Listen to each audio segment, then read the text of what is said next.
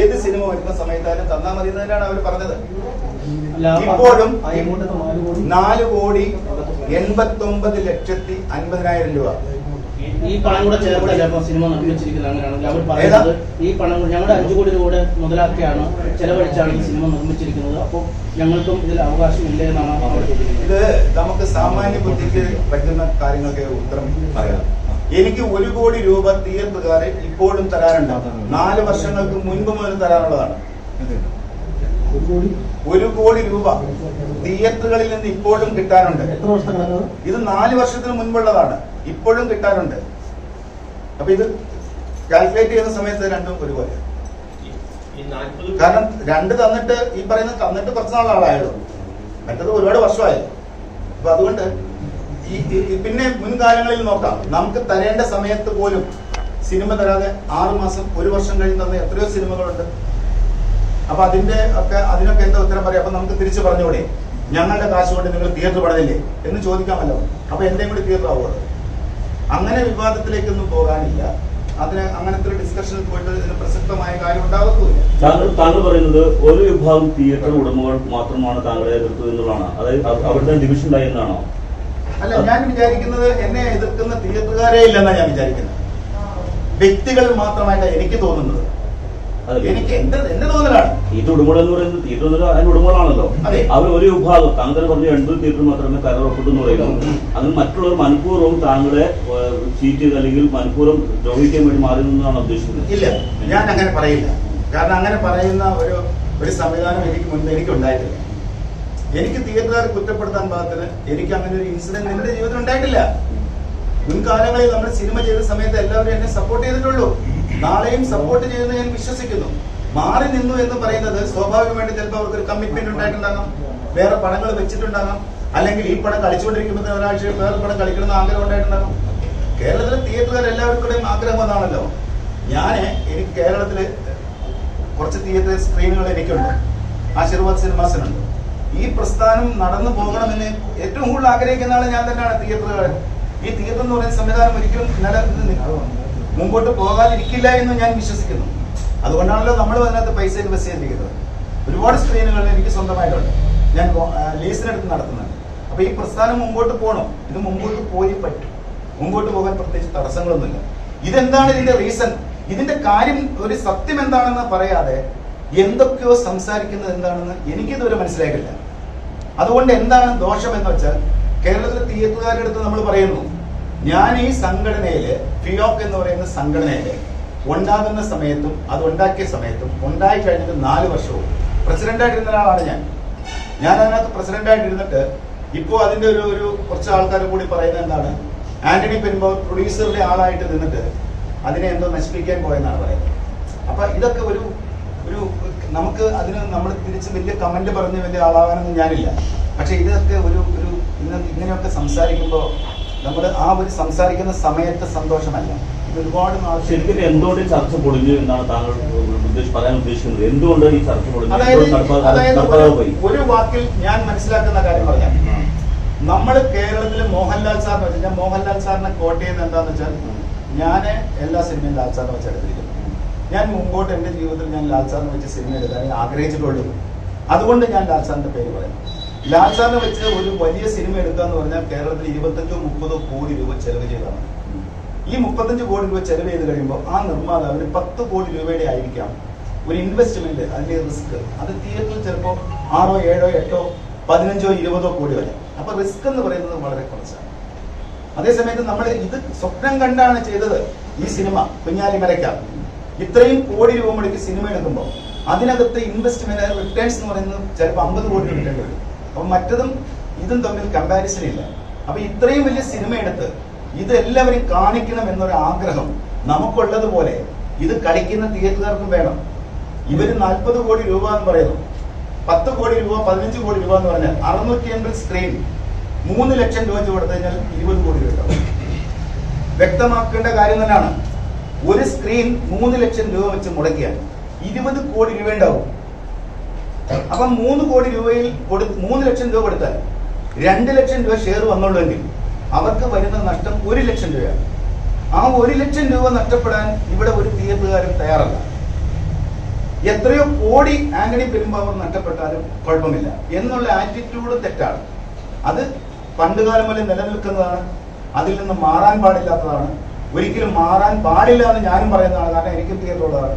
പക്ഷേ ഇതിനകത്ത് ഒരു കാര്യം അതിനകത്ത് വിട്ടുപോകുന്നത്, ഇത് കോവിഡിന്റെ പശ്ചാത്തലത്തിൽ വരുന്ന ഒരു കാലമാണ്. അങ്ങനെയൊക്കെ മനസ്സിലാക്കി പ്രത്യേകിച്ച് കിയോക്കിന്റെ ആദ്യഘട്ടം പിന്നുണ്ടായി. അതിനുശേഷം കുറച്ച് ദിവസം മാറി എന്നൊക്കെ പറഞ്ഞല്ലോ. ഇതാണ് ഈ ബിസിനസ് രീതിയിൽ അപ്പുറത്തേക്ക് എന്തെങ്കിലും വ്യക്തിവിശേഷമോ അത്തരത്തിൽ എന്തെങ്കിലും താങ്കൾ അങ്ങനെ വെച്ചിട്ടില്ല? ഞാനത് വിശ്വസിക്കുന്നില്ല. ഞാൻ എന്താ കാര്യം എന്ന് പറയാം. ഞാൻ ഈ പത്രമാധ്യമങ്ങളിൽ വരുന്ന വാർത്തകൾ കണ്ടിട്ട് അങ്ങനെ ഒരു റിയാക്ട് ചെയ്യണമെന്ന് വിചാരിക്കുന്ന ഒരാളല്ല. അതുകൊണ്ട് തന്നെ ഞാൻ എൻ്റെ ഒരു പ്രത്യേക വഴിയിൽ യാത്ര ചെയ്യുന്ന ആളാണ്. അത് ഇനിയും അങ്ങനെ തന്നെ ആയിരിക്കും. എനിക്ക് ആരോടും ശത്രുതയില്ല. എന്നോട് ആൾക്കാർക്ക് ശത്രുതയുണ്ടെന്ന് ഞാൻ വിശ്വസിക്കുന്നില്ല. 40 കോടി എന്നുള്ളത് ആദ്യ പ്രചാരണമായിരുന്നു. അതുകൊണ്ട് ഉദ്ദേശിക്കുന്നത് ഞാൻ ചോദിക്കുന്നത് സുഹൃത്തെ, നിങ്ങൾ കേട്ടല്ലോ 40 കോടി കൊടുത്തെന്ന്.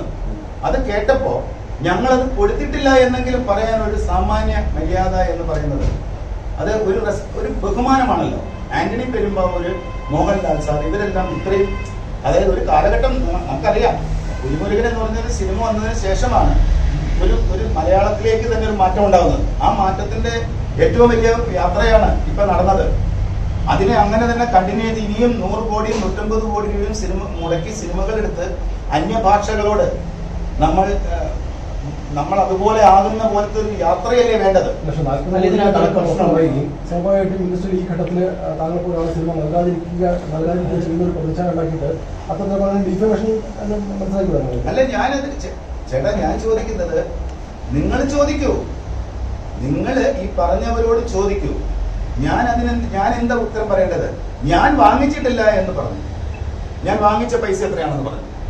ഇനി കൊടുത്തത് എത്രയാണെന്ന് പറഞ്ഞതും ഞങ്ങൾ കൊടുത്തോന്നും മിണ്ടാതിരുന്ന് സമ്മതിക്കുകയും ചെയ്യുന്നതിന് ഞാൻ എന്താ ഉത്തരം പറയാൻ?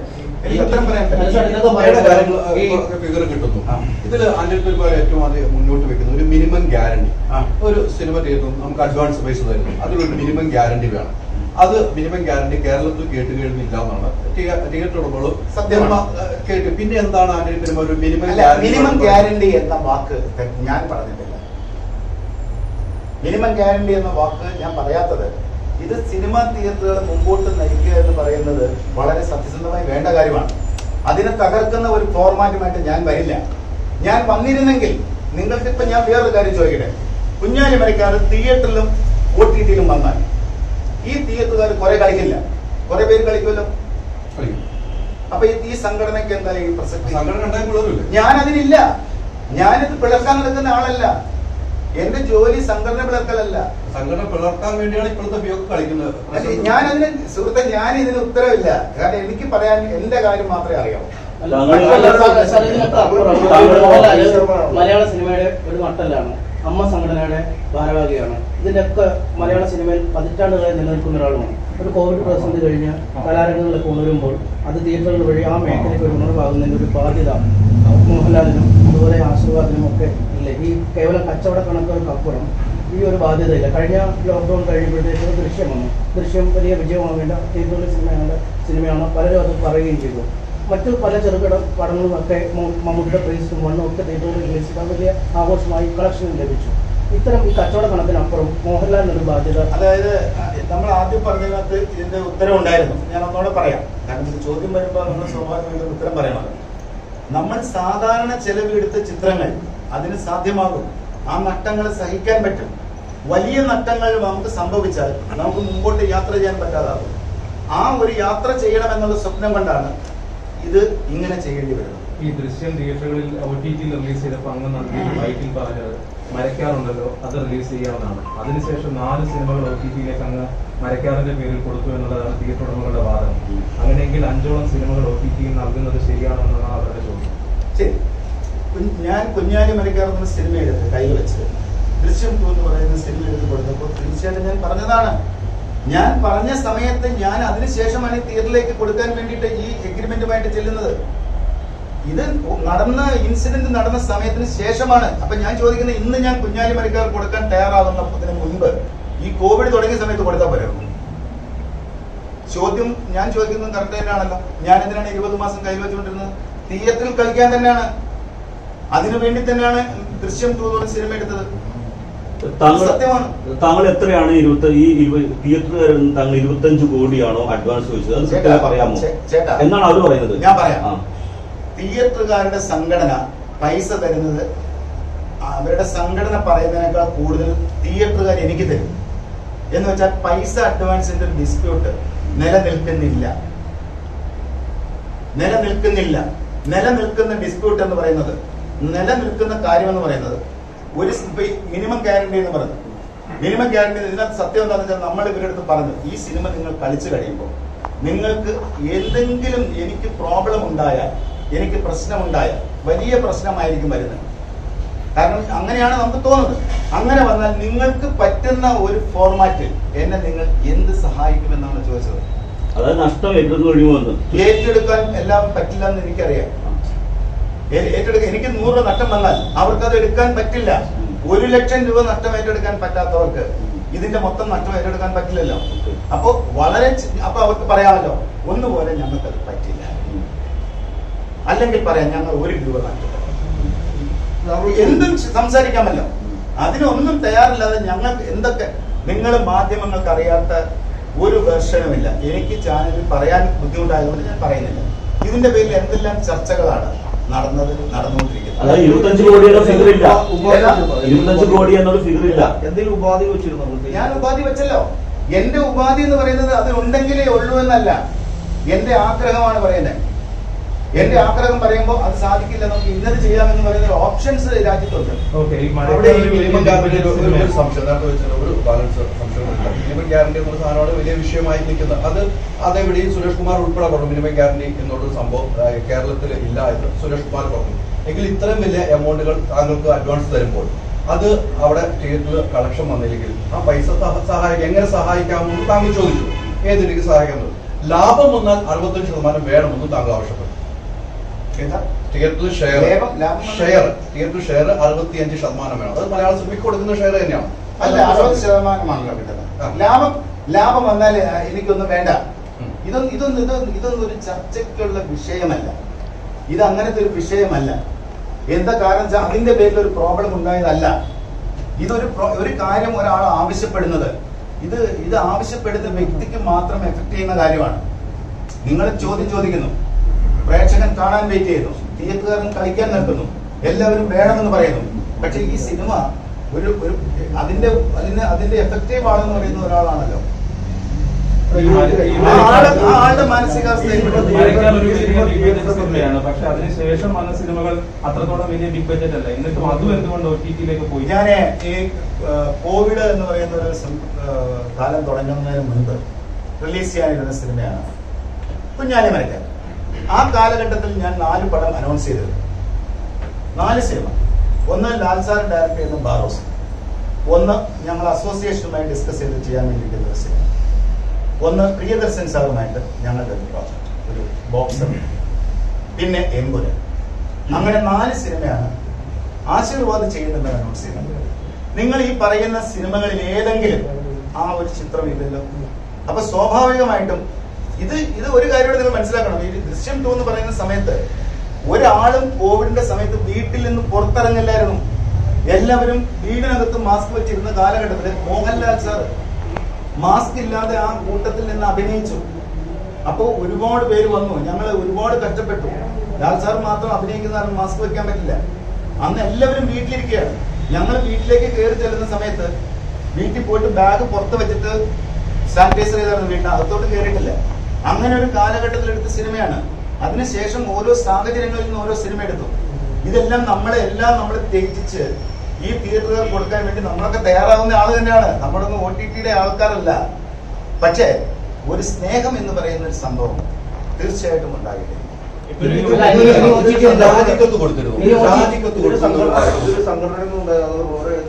ഇല്ല, ഞാൻ വ്യക്തികളെ ഞാൻ പറഞ്ഞില്ലല്ലോ. കാരണം ഞാൻ പറഞ്ഞല്ലോ, ഞാൻ അതിനെ വ്യക്തികൾ ആരാണ് എന്റെ പുറകിൽ പോകുന്നത് ഞാൻ ആലോചിക്കുന്നില്ല.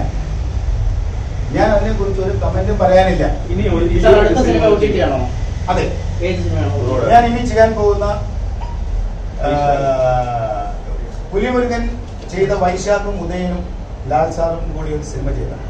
അത് ആശീർവാദ് സിനിമാസാണ് നിർമ്മിക്കുന്നത്. ആ ചിത്രം OTT ഇത് നിങ്ങൾ രണ്ടുപേരും കൂടി അതിന് പേരിട്ടിട്ടുണ്ടോ? ഇല്ല. ഈ ബ്രോഡാഡി അല്ല, ഇനിയിപ്പോ എല്ലാം ചെയ്യാമല്ലോ. കാരണം ആദ്യം നമുക്ക് ചെയ്യുമ്പോ ഒരു അനുവാദവും ഒരുപാട് കാര്യങ്ങളൊക്കെ ഉണ്ടായിരുന്നല്ലോ. ഇത് ഏത് അപ്പൊ പ്ലാറ്റ്ഫോം? ചോദിക്കട്ടെ, ഈ താങ്കൾ ഫിയോക്കിന്റെ വൈസ് ചെയർമാനാണ് നിലവിൽ ഫിയോക്കിന്റെ വൈസ് ചെയർമാൻ തന്നെ അദ്ദേഹത്തിന്റെ ഇപ്പൊ ദൃശ്യം വന്നു, ഇപ്പൊ ബ്രോഡാഡി വരുന്നു, താങ്കൾ തന്നെ അടുത്ത സിനിമ വരുന്നു പറയുന്നു.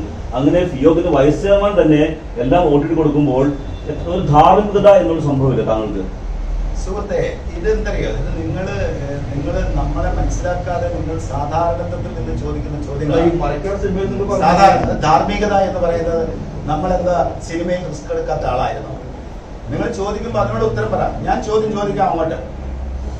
ഓക്കെ, ലൂസിഫർ എന്ന് പറയുന്ന സിനിമ കേരളത്തിൽ ഉണ്ടാകുമ്പോ മലയാളത്തിൽ അത്രയും വലിയ കോസ്റ്റ് ഒരു പടം വന്നിട്ടില്ലല്ലോ.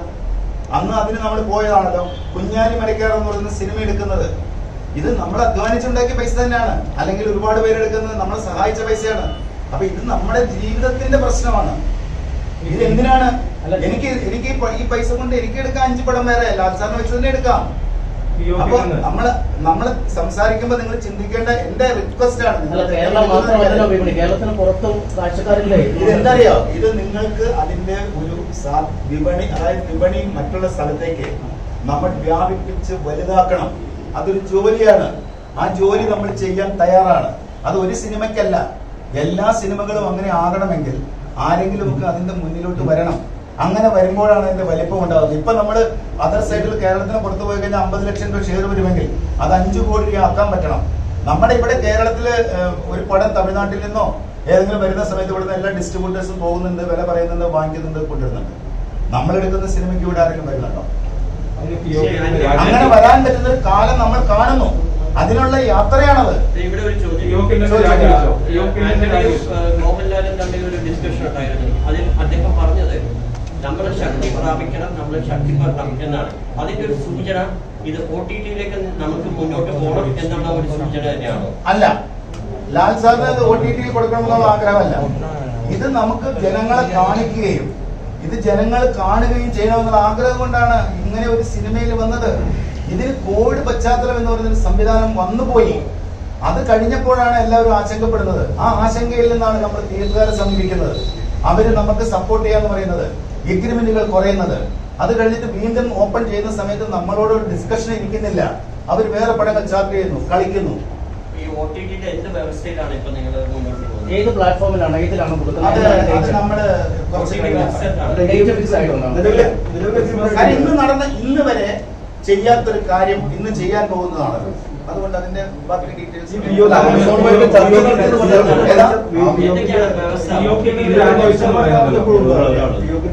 ഞാൻ അവർക്ക് ഫിയോക്ക് എന്നൊരു സംഘടനയ്ക്ക് എന്റെ രാജിക്കത്ത് കൊടുത്തു. അതെനിക്കറിയില്ല. അത് എനിക്ക് അതിന്റെ ഫോർമാലിറ്റീസ് അറിഞ്ഞോടെ ഞാൻ എന്താ ചെയ്യേണ്ടത്? രാജിക്കത്ത് നൽകേണ്ട ആൾക്കെല്ലാം നൽകിയത്.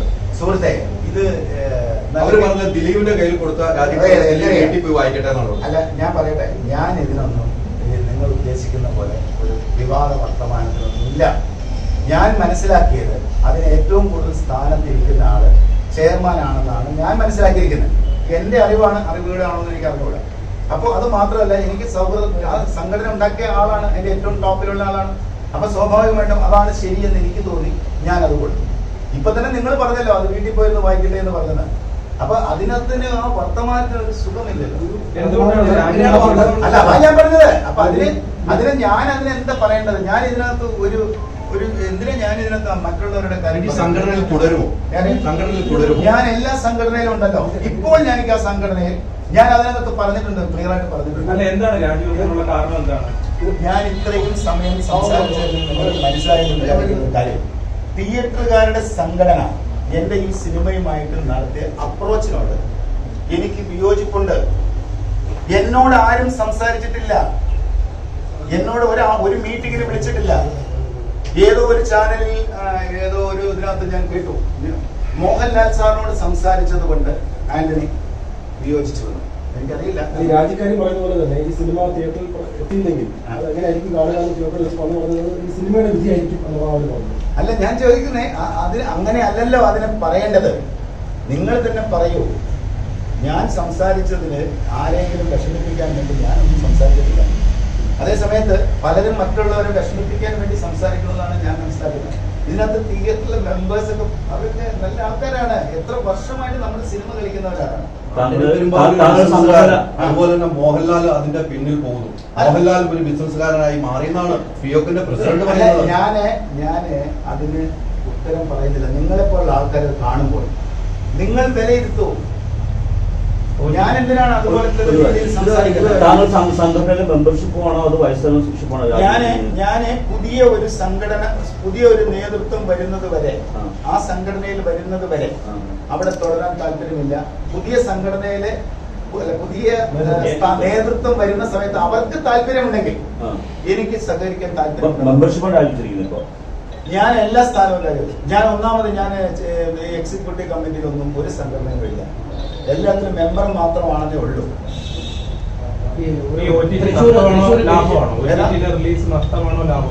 അല്ല, ഇത് ഇങ്ങനെയുള്ള സിനിമകൾ എടുക്കുമ്പോൾ ഏറ്റവും വലിയ നഷ്ടത്തിലേക്ക് പോകാതെ എങ്ങനെ അതിലേക്ക് മാറാൻ പറ്റുമെന്നുള്ളതാണ്. എന്ന് വെച്ചാൽ അറിയാലോ, തിയേറ്ററിൽ വരുന്ന സമയത്ത് ഇത് ഈ ലാൽ സാറിന്റെ ഫാൻസുകാർ, മലയാള സിനിമ കാണാൻ ആഗ്രഹിക്കുന്ന എല്ലാവരും, അവരോടൊക്കെ സത്യം പറഞ്ഞാൽ, അതായത് എന്റെ ആശീർവാദ് സിനിമാസിനെ സപ്പോർട്ട് ചെയ്ത എല്ലാ മലയാളികളോടും ഈ സമയത്ത് എന്റെ ഒരു അവസ്ഥയെ മനസ്സിലാക്കണമെന്നും കൂടി ഞാൻ മോഹൻലാൽ നേതൃത്വത്തിന്റെ പ്രശ്നങ്ങളാണ് സൂചിപ്പിക്കുന്നത്. ഇപ്പൊ തിയേറ്ററുകാരനപ്പുറത്തേക്ക് നേതൃത്വത്തിൽപ്പെട്ട ചില ആളുകളാണ് ഇവരുടെ അവസ്ഥ നിൽക്കുന്നത് സൂചനയായിട്ടില്ല. ഉണ്ടല്ലോ നമ്മളിത് മറച്ചു വെക്കുന്നത്. ഈ നേതൃത്വം തന്നെയല്ലേ, ഞാൻ പറഞ്ഞല്ലോ ആദ്യം പോലെ, എന്നെ വിളിച്ചിട്ടില്ല, എന്നോട് സംസാരിച്ചിട്ടില്ല, എന്നെ ഒരു മീറ്റിങ്ങിന് വിളിച്ചിട്ടില്ല, ഈ സിനിമയുടെ റിലീസിനെ കുറിച്ച് സംസാരിച്ചിട്ടില്ല. അത് കൂടാതെ നിങ്ങളൊക്കെ കാണുന്നുണ്ടല്ലോ ഈ സിനിമ പുറത്തു വരുന്നത് എങ്ങനെ ആയിരിക്കും എന്നുള്ളതിനെ കുറിച്ച് ഓരോരുത്തർ സംസാരിക്കുന്നവർ ഏത് സ്ഥാനത്തുള്ളവരാണെന്ന് നിങ്ങൾക്കറിയാലോ. ഞാൻ പിന്നെ ആ സ്ഥാനത്തിനെ കുറിച്ച് എന്തിനാ പോസ്റ്റ്മോർട്ടം ചെയ്യുന്നത്? ഈ മോഹൻലാൽ ഫാൻസുകാർക്ക് വലിയ ആഗ്രഹമാണ് ഈ സിനിമ തിയേറ്ററിൽ കാണുന്നത്. എല്ലാ ജനങ്ങൾക്കും ആഗ്രഹമുള്ളതാണ്. അങ്ങനെയെങ്കിൽ ഈ OTT റിലീസ് ചെയ്യുമ്പോൾ മോഹൻലാൽ ഫാൻസുകാർക്ക്, താങ്കൾക്ക് സ്വന്തമായി തിയേറ്റർ ഉണ്ട്, അവർക്ക് അങ്ങനെ ഒരു പ്രദർശനം കൊടുക്കുന്നതാണ്. എനിക്കൊരു സമയമുണ്ട്, ഞാൻ അത് സംസാരിക്കുന്നുണ്ട്. അങ്ങനെ ഒരു സമയം കിട്ടുന്ന സമയത്ത് അവരെ ഞാൻ തീർച്ചയായിട്ടും കാണിച്ചു, സ്വന്തം തിയേറ്റർ കാണിക്കും. തീർച്ചയായിട്ടും. അതിന് പക്ഷേ ഒരു കാര്യം, അതിനെ ഞാനിത് ചെയ്തു കഴിയുമ്പോൾ ഇനി സംഘടനാപരമായിട്ട് അങ്ങനെ കാണിക്കാൻ പാടില്ല എന്ന് പറയുമെന്ന് എനിക്ക് അറിയില്ല. സംഘടന പുറത്താക്കുമെന്നാണ് പറഞ്ഞിരിക്കുന്നത്. അങ്ങനെ അതാ ഞാൻ പറയുന്നത്. ഇപ്പോഴേ അത് തന്നെ അത് ഇപ്പൊ ഒരു കാര്യം നടന്നെന്ന് എനിക്കറിയില്ല. ഞാനത് ആരോട് ചോദിച്ചില്ല. പക്ഷെ ഞാൻ മനസ്സിലാക്കിയ കാര്യമാണ്, ഈ നേതൃത്വത്തിന്റെ കാര്യം പറഞ്ഞുകൊണ്ട് പറയാണ്. ഒരു ജനറൽ ബോഡിയില് എന്നെ താങ്കളുടെ പടങ്ങളും പൃഥ്വിരാജിന്റെ പടവും തിയേറ്ററിൽ ഉപരോധിക്കാൻ വേണ്ടി എന്തോ ഒരു അല്ലല്ലല്ല ഞാൻ അറിഞ്ഞ കാര്യം, ഒരു പേപ്പറിനകത്ത് എഴുതിയിട്ട് അതിനകത്ത് ടിക്കറ്റ് വാങ്ങിച്ച് കയ്യിൽ വെച്ചിരിക്കുകയാണ്. അപ്പൊ എന്തിനാ ഉപരോധിക്കുന്നത്? അപ്പൊ എനിക്ക് എന്നെ ഉപരോധിച്ചാൽ പിന്നെ എനിക്ക് എന്ത് ചെയ്യാൻ? ചേട്ടാ, എനിക്കറിയില്ല. എന്നോട് അതിനകത്ത് ഇരുന്നവർ പറഞ്ഞതിൽ നിന്ന് ഞാൻ മനസ്സിലാക്കിയ കാര്യം. ഇപ്പൊ നിങ്ങൾ തന്നെ റിപ്പോർട്ട് അത് ചെയ്തിരുന്നല്ലോ, നിങ്ങൾക്ക് എവിടെ നിന്ന് കിട്ടിയ ഇൻഫർമേഷൻ വരെ.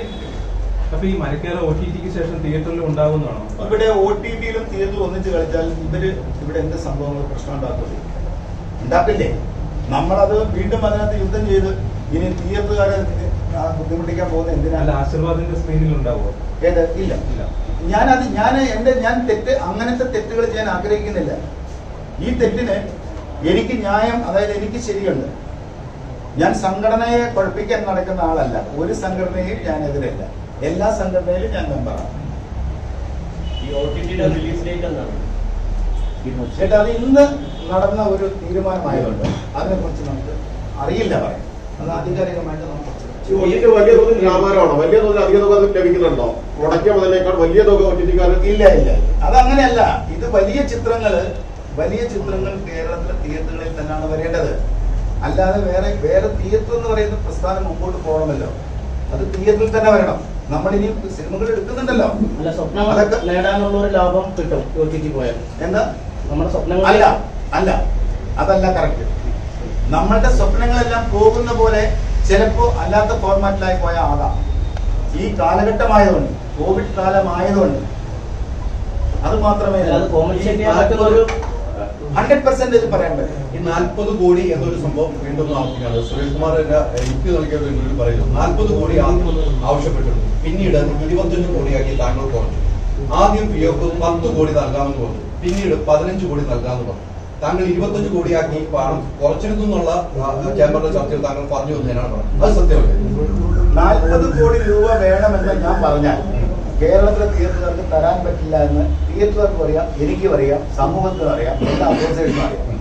ഞാനത് ചോദിക്കാൻ കാരണം ഓൾറെഡി എനിക്ക് 40 തന്നെന്നാണല്ലോ പറഞ്ഞത്. അപ്പൊ പിന്നെ എന്നാ പിന്നെ എന്റെ കൂട്ടത്തിൽ 40 താഴെന്ന് പറഞ്ഞതാണ്. 25 കോടി ചോദിച്ചു. ഇത് 25 കോടി ചിലപ്പോൾ കിട്ടത്തില്ല. 25 കോടി ചോദിച്ചിരുന്നു. അത് ഡെഫിനറ്റ് ആയിട്ട് ഒരു ചർച്ചയ്ക്ക് പോകുമ്പോൾ തീർച്ചയായിട്ടും സംസാരിക്കാൻ എനിക്ക് പറ്റുന്നത് പറയാമല്ലോ, അവർക്ക് പറ്റുന്നത് അവർക്കും പറയാമല്ലോ.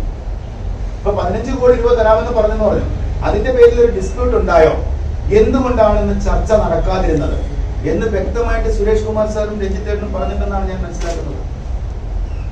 അല്ല, ഇരുകൂട്ടരും വിട്ടുവീഴ്ച ചെയ്യണമെന്നല്ലോ. സുഹൃത്തെ ആന്റണി പെരുമ്പാവൂര് മറ്റുള്ള ഒരു വ്യക്തിയുടെ ഇഷ്ടത്തിന് വിട്ടുവീഴ്ച ചെയ്യാൻ പറ്റില്ല. അതിന്റെ കാരണം മറ്റു വ്യക്തികൾക്ക് അതൊന്നും എഫക്ട് ചെയ്യുന്ന കാര്യമല്ല. എനിക്കത് കാരണം അതാണ് ഒരു ഗുണ്ടായുസം പോലെയാണ്. തൃശ്ശൂരിലെ ഒരു തിയേറ്റർ ഉടമ ഒരു വനിത പറഞ്ഞത് കഴുത്തിൽ കത്തി വെച്ച് പടം ഓടിക്കാൻ ശ്രമിക്കുന്ന പോലെയാണ് ഈ കാര്യങ്ങൾ നടന്നിരുന്നത് എന്നാണ് അവർ പറയുന്നത്. അതായത് അവരൊക്കെ നല്ല ആൾക്കാരാണ്. അവരെന്റെ ഒരുപാട് സിനിമ കളിച്ചിട്ടുള്ളവരാണ്. അവരെന്റെ ഓഫീസിൽ നിന്ന് സിനിമ തന്നെ എന്ന് പറയുന്ന എല്ലാ കാലത്തും ഞാൻ സിനിമ കൊടുത്തിട്ടുണ്ട്. ഇത് പെട്ടെന്നുള്ള ഒരു എന്താ പറയാ, വളരെ വിശദമായ ഞാനത് മനസ്സിലാക്കിയത്. അത് കഴിഞ്ഞ് കുറച്ച് കഴിയുമ്പോൾ അവര് തന്നെ പറയാം ആന്റണി അത് അറിയാതെ പറ്റിപ്പോയതാണ്. അവരൊന്നും അങ്ങനത്തെ ഒരു വലിയ ഇതിൽ ഒരു ആവേശത്തിൽ ആരെങ്കിലും പറഞ്ഞു കൊടുത്ത് പറ്റിയതല്ല. അവരൊന്നും അങ്ങനെ ഒരു മോശമായിട്ട് ഒരാളെ കുറിച്ച് പറയുന്ന ഒരാളല്ല. അതുകൊണ്ട് അതിന് അത്രയും ഒരു പ്രാധാന്യം കൊടുക്കാം. പിന്നെ സ്വാഭാവികമായിട്ടും അവർ പറയുന്ന ഒരു കാര്യം ശരിയാണ്, കൂടുതൽ ദിവസം കളിക്കാൻ വേണ്ടി നിർദ്ദേശിക്കുന്ന കമ്പനിയാണ് നമ്മളെന്ന് പറയുന്നത് സത്യമാണ്. അത് കള്ളമാണ്. അത് എല്ലാവരും ചെയ്യാറുണ്ട്. ഞാൻ ആദ്യം പറഞ്ഞ കേരളത്തിലെ തിയേറ്ററുകാർ എന്നെ ഒരുപാട് സപ്പോർട്ട് ചെയ്തിട്ടുണ്ടെന്നാ പറഞ്ഞേ. അതിൽ ഈ പറയുന്ന തിയേറ്ററുണ്ട്, അതിനകത്ത് ഒരു തെറ്റുമില്ല. ഞാൻ അതെന്താ നമ്മൾ ഒരാഴ്ചയുടെ കളിച്ചാട്ടെന്ന് പറയും, അത് സ്വാഭാവികമാണ്. കാരണം എന്താ, എനിക്ക് അതിന്റെ ആ സിനിമയിൽ നിന്ന് വരുന്ന ഇൻകം എന്ന് പറയുന്നത് ഞാൻ വീണ്ടും സിനിമയിലേക്ക് തന്നെയാണ് മുടക്കുന്നത്. നിങ്ങൾ ഈ ചോദ്യം ചോദിക്കുന്ന സമയത്ത് ഞാനൊരു ചോദ്യം ചോദിക്കട്ടെ, നിങ്ങളത് ഈ 100 കോടി രൂപ മലയാളത്തിൽ ഒരു സിനിമ നിർമ്മിക്കാൻ നമ്മളുടെ ഇവിടെ ഇപ്പൊ എത്ര പേരുണ്ട്? അതെല്ലാം നിങ്ങൾക്ക് പണമുണ്ട്, പണം ഉണ്ടായാൽ മാത്രം പണം എന്ന് പറയുന്നതല്ല. അത് തന്നെ പല ഞാൻ ചോദിക്കട്ടെ, അങ്ങനെ ഒരു പേര് എല്ലാവരും തരുന്നത് മോശമായ കാര്യമല്ലല്ലോ. അപ്പൊ നമുക്കത് എൻജോയ് ചെയ്യാം. വേറെ എന്താ ചെയ്യാ? ബാക്കിയുള്ള സിനിമകൾ വിജയം അല്ല, ഇപ്പോഴത്തെ ഒരു നിലപാട് ആണല്ലോ പ്രസക്തി. ഇപ്പോഴത്തെ നിലപാടിൽ ആശീർവാദ് ചെയ്ത ചിത്രങ്ങൾ ഇനി തുടങ്ങാൻ പോകുന്ന വൈശാഖിന്റെ മോഹൻലാലിന്റെ സിനിമ ഏതാ? ആന്റണി പെരുമാൾ നിർമ്മിച്ച മോഹൻലാൽ സിനിമയിൽ സ്ക്രീനിൽ കാണാൻ കഴിയില്ലേ? ഏതാ? ആന്റണി പെരുമാൾ നിർമ്മിച്ച മോഹൻലാലിന്റെ സിനിമയിൽ സ്ക്രീനിൽ കാണാൻ കഴിയുമോ പ്രേക്ഷകർ? അത് എന്നോടല്ല ചോദിക്കേണ്ടത്. ഞാനെല്ലാവരും സിനിമയിൽ കളിക്കാൻ പറ്റില്ല. അത് നിങ്ങൾ ഈ പറയുന്ന വലിയ കാര്യങ്ങളൊക്കെ ചെയ്ത കുറെ ആൾക്കാരുണ്ടല്ലോ, അവരോട് ചോദിക്കും. ഇതെന്താ താങ്കൾ അങ്ങനെ പറഞ്ഞു? ഒന്ന് തുടങ്ങാം. മറ്റുള്ളവർ പേരെടുത്തിട്ട് താങ്കൾ ഒരു കാര്യം നിങ്ങൾക്ക് പ്രസിഡന്റ് വിജയകുമാർ താങ്കളുടെ പേരെടുത്ത് വിമർശിക്കുന്നു.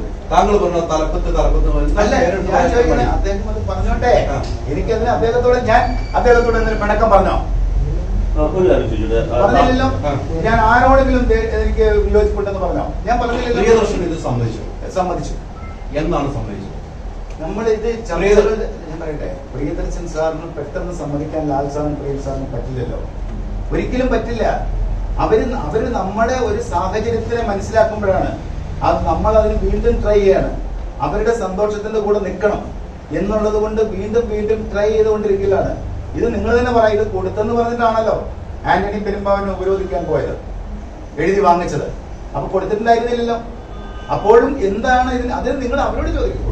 തൊഴിലിനൊന്നും ഞങ്ങൾക്കറിയില്ല, താങ്കളെ തീരുമാനിക്കണം. താങ്കൾ പറയുന്നത് നമുക്ക് വിശ്വസിക്കാൻ പറ്റുള്ളൂ. ഇതിപ്പോ അല്ലാതെ ഇത്രയും സംസാരിച്ചതും ഞാൻ പറയുന്നതല്ലേ വിശ്വസിക്കാൻ പറ്റും.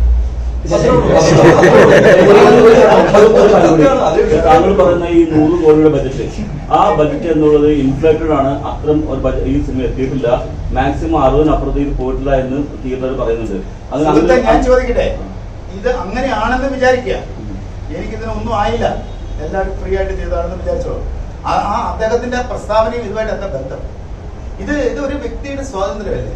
വേറൊരാള് നമ്മളെ നീ ഇങ്ങനെ ചെയ്യൂ എന്ന് പറയുന്നത് ഈ രാജ്യത്ത് ഇപ്പൊ നടക്കുമെന്ന് എനിക്ക് തോന്നുന്നില്ല. സാധാരണ ഒരു വ്യക്തിയല്ല, മോഹൻലാൽ ആയതുകൊണ്ടാണ് ആളുകൾ. മോഹൻലാൽ സാർ എന്ത് തെറ്റാ ചെയ്തേ? അല്ല, അദ്ദേഹത്തിന്റെ സിനിമകളാണ് ഇതെല്ലാം.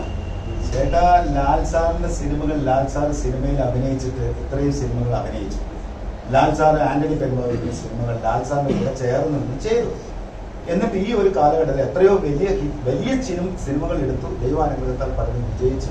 വലിയ ഇപ്പൊ നാഷണൽ അവാർഡ് വരെ ഈ സിനിമയ്ക്ക് കിട്ടി, അംഗീകാരം കിട്ടി. അപ്പൊ അത് ഏറ്റവും വലിയ ജീവിതത്തിൽ സന്തോഷമായിട്ട് ഞങ്ങൾ കാണുന്നു. ഇനി നമുക്ക് മുൻപോട്ട് എത്രയോ കാലം വിജയിക്കപ്പെടുന്ന താരങ്ങൾ കഴിഞ്ഞ കോവിഡ് കഴിയുമ്പോൾ മാസ്റ്ററുമായിട്ട് രജനീകാന്തിന്റെ പുതിയ സിനിമ റിലീസ് ചെയ്തു.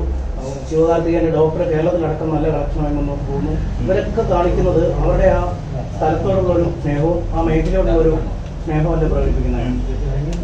ഓക്കെ, അല്ല, അപ്പം കേരളത്തിന്റെ ഒരു ബാക്ക് ബോണായ ഇനിയുള്ള സിനിമകൾ കൂടി. ഞാൻ ചോദിക്കുന്നത്, ചേട്ടാ, ഇത് തീർന്നോ? അത് നമ്മളെല്ലാം മാറ്റി നിർത്തിയോ? അല്ല, 5 സിനിമകൾ കൂടി കൊടുക്കാൻ പോകുന്നു. ഇത് ഇത് നമ്മൾ ആദ്യമേ പറഞ്ഞല്ലോ. കോവിഡിന് മുൻപ് നമ്മൾ പറഞ്ഞ ഒരു സിനിമയും ഈ കൊടുത്തതിനകത്തുണ്ടോ എന്ന് പറ. ഏത് സിനിമ ഉള്ളത്? കോവിഡ് എന്ന് പറയുന്ന കാലഘട്ടത്തിന് മുൻപ് നടന്ന കാര്യങ്ങളല്ലേ അത് അവിടെ ഈ കണ്ടിന്യൂ ചെയ്യാൻ പോകുന്നത്.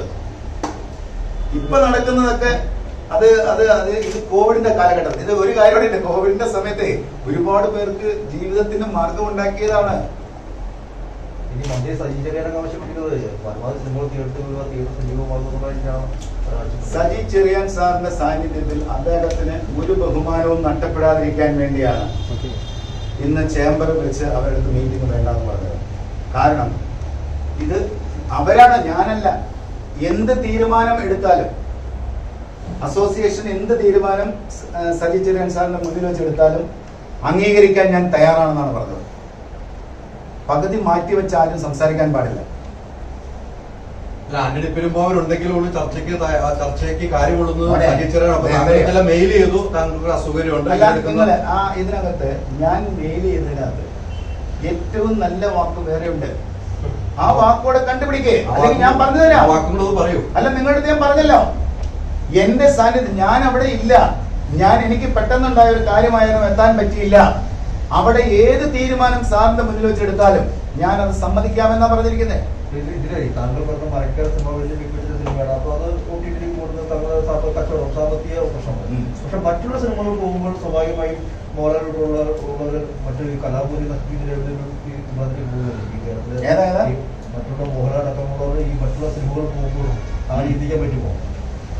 ഈ മയക്കാർ പോകുമ്പോ ഓക്കെ, നിങ്ങൾ മികച്ച സിനിമ ഓക്കെ, പക്ഷെ മറ്റുള്ള സിനിമ അങ്ങനെയല്ലോ. അത് കേട്ട് ഓടിപ്പിക്കാൻ ഓടിക്കാലോ. പ്രത്യേകിച്ച് അമ്മ പ്രശ്നമാണ് മോഹൻലാല്. അല്ല, ഞാൻ ചോദിക്കുന്നത്, ഈ ഒരു സിനിമ കളിക്കുന്നതുമായി ബന്ധപ്പെട്ട് ഒരു ചർച്ചയ്ക്കും ഒരു താല്പര്യമില്ലാത്ത ആൾക്കാരിയ്ക്കുമ്പോൾ ഞാൻ ഇനി അടുത്ത സിനിമയുമായിട്ട് ചെല്ലുമ്പോൾ അവരെന്താ പറയുന്നതെന്നൊന്നും അറിയില്ല. അപ്പൊ അതുകൊണ്ട് അവർക്ക് ഇനി സമയമുണ്ടല്ലോ. ഈ തീരുമാനങ്ങളും മാറ്റാൻ സമയമുണ്ടല്ലോ. ആർക്കെങ്കിലും മാറ്റണമെന്നുണ്ടെങ്കിൽ ഈ താങ്കളെ ശരിക്കും ഒരു പറ്റിക്കുവാണല്ലോ. താങ്കൾ ഇല്ല, എന്നെ അങ്ങനെ ഭയങ്കരമായിട്ട് പറ്റിക്കാൻ പറ്റില്ല. പറ്റിക്കാൻ കഴിഞ്ഞിട്ടില്ല. അതായത് നമ്മുടെ ഈ മോഹൻലാലുമായിട്ട് ചേർന്നുള്ള ഒരു പ്രൊഡക്ഷൻ ഉള്ളത്. അപ്പൊ ഈ ഒരു സാഹചര്യത്തില് മോഹൻലാൽ ഇപ്പൊ ആന്റണി പെരുമ്പാവൂരിന് സാമ്പത്തികമായിട്ട് ഇങ്ങനെ പ്രശ്നങ്ങൾ ഉണ്ടാവുന്നു. അപ്പൊ മോഹൻലാല് ഈ വാങ്ങിച്ച പ്രതിഫലം എന്തെങ്കിലും ഉണ്ടെങ്കിൽ അത് തിരിച്ചു തരാനായിട്ട് ഒരു ധാർമ്മിക ഒരു ഉത്തരവാദിത്വം. എനിക്ക് ചോദ്യം മനസ്സിലായില്ല. അപ്പോ ചോദ്യം അതോടൊപ്പം മോഹൻലാലുമായിട്ട് ചേർന്ന് ഒരു പടം എടുക്കുന്നു. ഈ പടം അങ്ങേക്ക് ഒരു സാമ്പത്തിക പ്രയാസം, പ്രതിസന്ധി നേരിടുന്ന ഒരു ഘട്ടത്തില് മോഹൻലാൽ കൊടുത്തിരിക്കുന്ന പ്രതിഫലമാണ്. ചേട്ടാ, മോഹൻലാൽ സാറിന് ഈ സിനിമയില് അങ്ങനെയൊന്നും കൊടുക്കാൻ പറ്റിയിട്ടില്ല. തിരിച്ചു വാങ്ങിക്കാൻ പാകത്തിന് കൊടുക്കാൻ പറ്റിയില്ല. കാരണം അങ്ങനത്തെ ഒരു സിനിമയായിരുന്നു. വേറൊരു പ്രധാനപ്പെട്ട കഴിഞ്ഞ ദിവസം കുറുപ്പ് സിനിമയുടെ പ്രൊഡ്യൂസർമാര് പറഞ്ഞതും ഫീലോക്ക് പറഞ്ഞതായിട്ട് കൂട്ടി യോജിച്ച് പറയുകയാണ്. കുറുപ്പ് സിനിമ തിയേറ്ററിൽ തന്നെ കൊടുക്കണമെന്ന് മമ്മൂട്ടി ഇടപെട്ടു. മമ്മൂട്ടിയാണ് ഇടപെട്ടത്. രണ്ടുപേരും രണ്ട് മഹാനടന്മാരാണ്. ഞാനൊരു കാര്യം പറയട്ടെ, നമ്മളുടെ ഇതുവരെയുള്ള സംസാരത്തിൽ ഞാൻ ആരുടെയും പുറകെ സംസാരിക്കാൻ വന്നിട്ടില്ല. ആരുടെ പുറകെ വെച്ചാൽ നിങ്ങൾ പറയുന്ന ഉദ്ദേശിക്കുന്ന പോലുള്ള ഒരു ഡിസ്കഷനിൽ ഞാൻ വന്നിട്ടില്ല. ഈ ചർച്ചയ്ക്കും ഞാൻ വരുന്നതിൽ അർത്ഥമില്ല. നമ്മൾക്ക് ഈ ചെയ്യുന്നതെല്ലാം വളരെ ബഹുമാനമുള്ളതാണ്. എല്ലാവരും ചെയ്യുന്നത് ഇപ്പൊ സംഘടനയുടെ ആൾക്കാർ ചെയ്യുന്നതായിരുന്നു. ഇപ്പൊ പ്രൊഡ്യൂസേഴ്സും ചേംബറും എല്ലാം ഇതിൽ ഇടപെട്ടല്ലോ. അവരോടും ഭയങ്കര ബഹുമാനമുണ്ട്. കാരണം ഒരു പ്രതിസന്ധി വന്നപ്പോൾ അതിനകത്ത് വന്നു നിന്നിട്ട് അതിന്റെ കൂടെ നിന്ന് അതിനെ എങ്ങനെ കൊണ്ടുവരാൻ പറ്റുമെന്ന് ശ്രമിച്ചവരോട് നന്ദിയാണ്. അതുപോലെ ഇപ്പോ ഓവർസീസില് അവിടെ ഗുൽഷൻ സാർ അവിടെ നമ്മുടെ എല്ലാ സിനിമകളും ദുബായിലും അമേരിക്കയിലൊക്കെ വാങ്ങിച്ച് കളിക്കുന്ന ആള്. അപ്പൊ ഈ ഒരു പ്രതിസന്ധി പറഞ്ഞപ്പോ വളരെ സ്നേഹത്തോടെ പറഞ്ഞു, ആന്റണി കുഴപ്പമില്ല, നമുക്ക് ഇനിയും സമയമുണ്ടല്ലോ, അതുകൊണ്ട് വിഷമിക്കില്ല എന്ന് പറയുന്നത് ഈ ഒരു കോവിഡ് ഉള്ളത് കൊണ്ടാണ്. നമ്മളെല്ലാവരും സംസാരിക്കുമ്പോൾ കോവിഡ് എന്ന് പറയുന്ന ഒരു സംവിധാനത്തെ പെട്ടെന്ന് അങ്ങനെ ഒരു കാര്യത്തിൽ മറന്നിട്ടാണ് സംസാരിക്കുന്നത്. ഇനി ഒരു ചിന്ത എന്തായാലും മറക്കാറില്ല.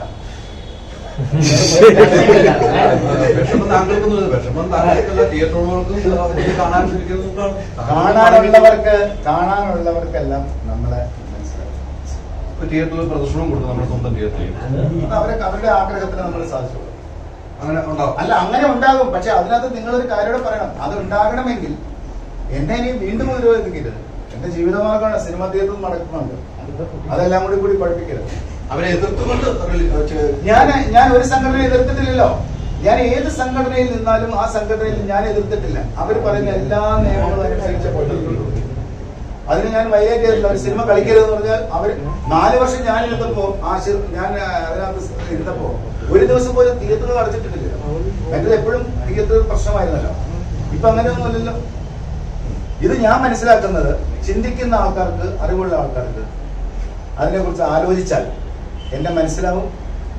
അത് അവർക്ക് ഉൾക്കൊള്ളാൻ സാധിക്കും. ഞാൻ ചെയ്തത് ശരിയാണെന്ന് കാലം കഴിയും. ചിന്തിക്കുന്നവർക്ക് ദൃഷ്ടാന്തമുണ്ട്.